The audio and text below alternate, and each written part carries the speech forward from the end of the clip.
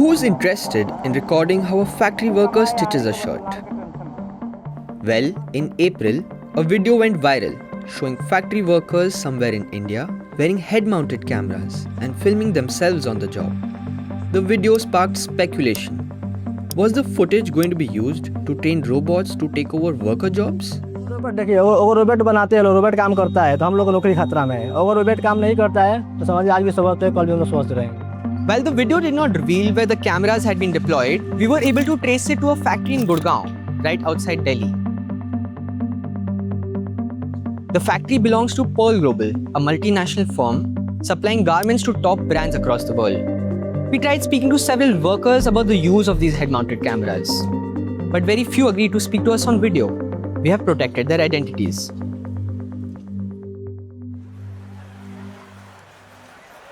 The workers live just a few kilometers from the factory, in a colony filled with matchbox-style buildings.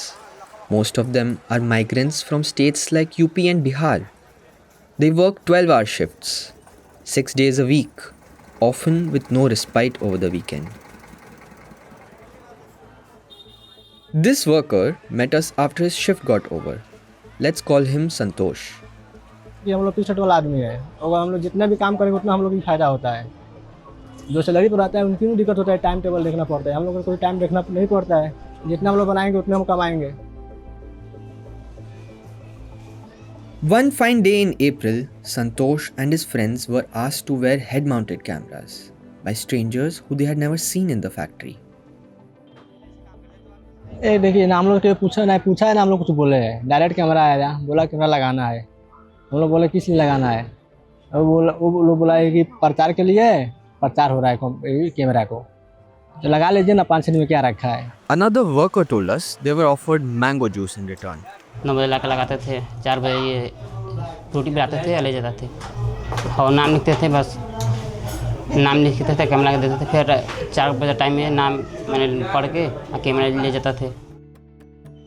We found this photo of a head-mounted camera in the company documents of a startup called EgoLab AI.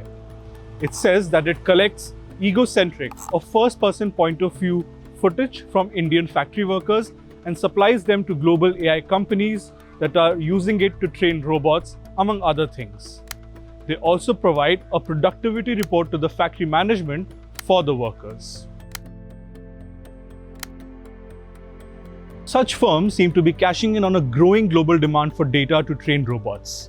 According to one estimate, over the next 2 to 3 years, robotics labs will be spending $1.5 billion to $50 billion to gather 100 million to a billion hours of egocentric data.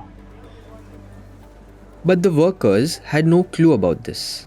Wearing the headsets left some of them with headaches.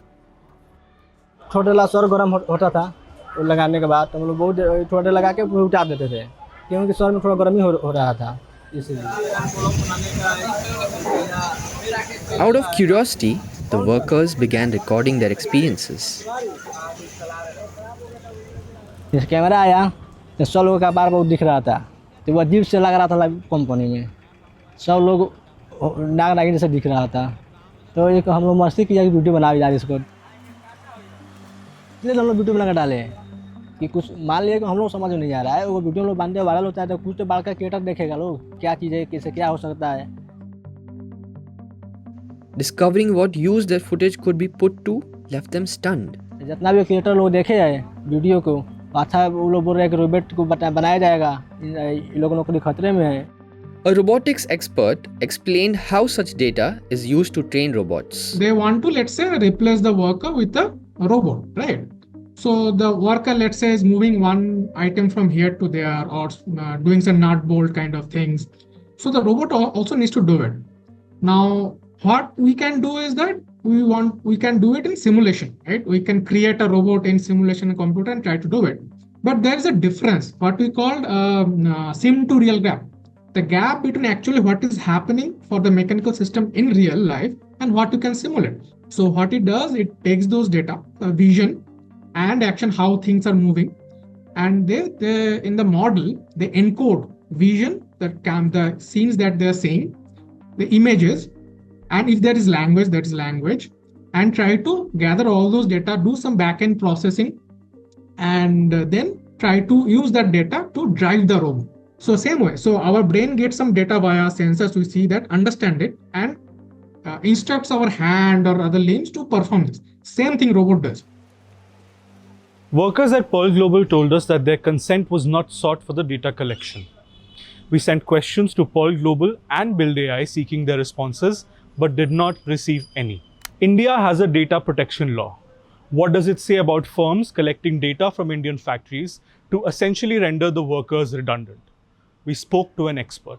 And something that we've been advocating for the last 8 years is a notion of more collective data rights, which is that how do we really think about the rights of, let's say, the textile workers in a particular factory as a collective. We think about what, and you mentioned consent, but then that consent is meaningless if it's happening at the individual level, but can be much more meaningful if it's happening at the collective level, with the understanding that this is being sold, it is being sold so that models can be trained, or we can make, the robots to do this work better or differently or something like that.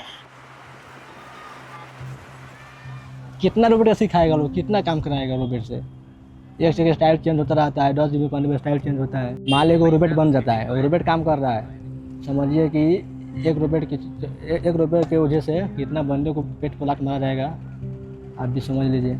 क्योंकि ये नौकरी है हम लोग का, यही इल्म है हम लोग का हाथ में है, और यही इल्म किसी में छीन लेता है, दिक्कत होगा इसको ना।